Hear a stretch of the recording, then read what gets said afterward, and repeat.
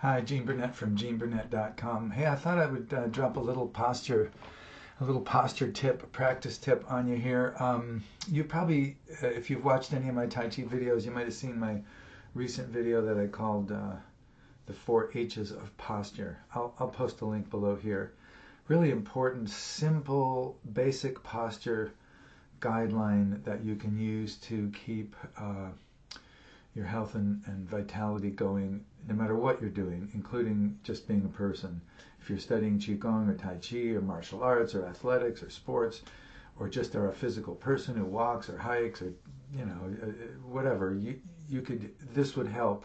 And the idea is that when you come to a rest, that you check these 4 H's. And the 4 H's are horse, which means your feet are parallel, your inner thighs are kind of rounded, your knees are not collapsing inwards. This is hard if your knees collapse inward. This step alone will take some work because you got to rotate your legs out a little bit and create a slightly bow-legged feeling down there so that your weight falls into your thighs, which when you collapse in the knees, it kind of falls into your knees, which is less work and pain for your thighs, but over time, much more work and trouble for your knees, which are way more vulnerable. So if you work to make that slightly bow-legged, curved feeling between the inner thighs, your weight will fall into your thighs and down into your feet.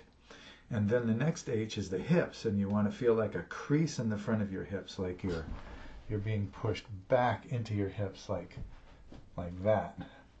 The same crease that you have if you were downhill ski, or that I'm creating right now when I sit in this chair. So there's a crease where the body meets the hip. And then it's not just hip, it's hips, it's front and back. So you also have to pay attention to your back hips. So it's kind of a crease in the front and a little tuck in the back. Just a little drop of the tailbone, just allow the tailbone to drop or the sacrum to drop, or you could think of tucking your hips gently. And what that does is it kind of brings your heart back over your center. And right there is where you can lift that heart, the third H, and then lift the back of your head with a lot more effect if you aren't paying attention to what's going on down below. So you have your horse, which is kind of what you're sitting on, and then your hip crease and hip tuck sort of plants your butt on that horse. And then the heart is now over the center, so it lifts, and then the back of the head lifts back and up a little bit. So you have horse, hips, heart, head. You know what? I don't even need to post the video, but I'll do it anyway if you need to see me actually do this. I'll post the link to the video. In any case, the link in that little chain there that I've been focusing on lately that's been really, really nice is this idea of heart over center. So I realized that the key thing that it did for me when I dropped my low back is that it brings my heart back a little bit and over my center of gravity. So they're like this, there. So my heart is over my center of gravity. Then when I lift it, oh, it's just so much nicer and so much more effect. I lift my spine and extend my spine for 2 reasons. One is in athletics, in martial arts, in movement, it frees up rotation. So you can punch better with a spine that's not compressed and twisted and bunched around. You can hit a golf ball better. Whatever you're doing that requires any rotation at all, lengthen the spine, frees up that rotation. And the other reason is just to take pressure off my vertebrae because I'm getting old. And I've got a lot of miles on me, and I've got a congenital low back difficulty. So I'm just, anything I can do to lengthen and let my muscles kind of support my weight a little bit instead of crumpling into the vertebrae, the better. So that's what I like about that. But what I've been noticing is that it's a simple thing that I can add anytime. If I'm standing in the neutral posture and I go horse, hips, front and back, and I realize, oh, when I tuck my hips, my heart's over my center now, and then I can lift there, that's great. But just throughout my day, no matter what I'm doing, I just remind myself, simple phrase, heart over center. So, or I put a question mark. Often I go heart over center. So I'm doing a Tai Chi move and I finish the move and I go heart over center. In other words, is my anatomical heart over my center of gravity? not rigidly, militarily, perfectly. This isn't about enforcing form dogma on the body. This is just about, is your heart, roughly speaking, over your center, roughly speaking, your center of gravity, lower pelvis, a few inches down and a few inches in, the lower belly, hara, dantian, all those terms.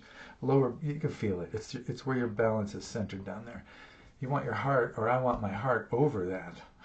So if I'm sitting and I'm doing some writing or some posting or something, and I do my lyric writing on my computer, all kinds of stuff, I might just notice heart overhead.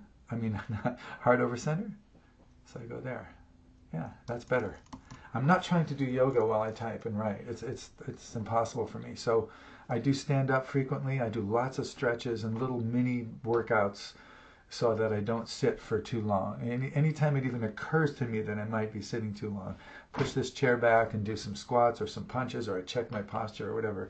But this heart over center thing I do all the time. When I'm doing the form, Tai Chi forms, I'll just remind myself, heart over center, heart over center. Anytime I get to a position, heart over center. It's especially helpful when I'm on one leg, and if I'm going to do a kick, I pull up and I think heart over center. Am I over that? Yes. Then the kick just comes naturally out of that. I can hang out on one leg. I can do all kinds of things with my other limbs here, all because this is over this. Front to back, especially for me, because my tendency is to be forward. And almost all of modern civilization is trying to get you to think about and worry about and be concerned about the future. And as valid as that may be, we're not evolutionarily adapted to live in the future. So if you want to be healthy, you also have to be in the present. And if you're leaning forward, your present body is suffering. So if you think heart over center, just as a gentle reminder, remember, it doesn't have to be perfect. Just a little more over center is fine. Often I'll just be doing something and I'll just go heart over center, and I just there. Just that enough correction, and then I can go right on with what I'm doing. Or if I'm doing a form or I'm doing a movement, anytime my balance is going to be challenged, I think heart over center, or I'm about to throw a punch on a pad, heart over center, boom. So just a little mantra that you can use if you wish. It's becoming my mantra because I've been working on my posture for 40 years, and the last 5 or 6 or 7 just more and more and more. And not about getting pickier about posture, but feeling into the zones of this chain that we have in our body to deal with gravity, and trying to sync those up in a way that puts the least pressure on my low back and neck. And my legs, my knees, strong, no problems down there. My low back, congenital things, a little crunchy, so I'm still working on that, trying to get weight off of that area and distribute it evenly.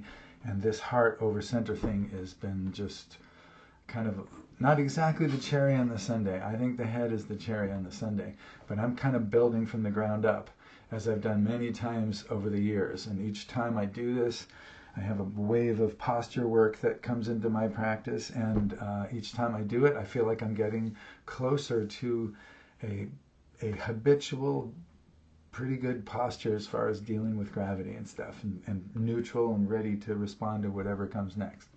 So hopefully my posture is getting better, and I think it is. But this particular thing I really like, and highly recommend that you think about, where is your physical anatomical heart? It's really in the dead center of your body. If you feel it on the left, but that's just where the ventricle thing is.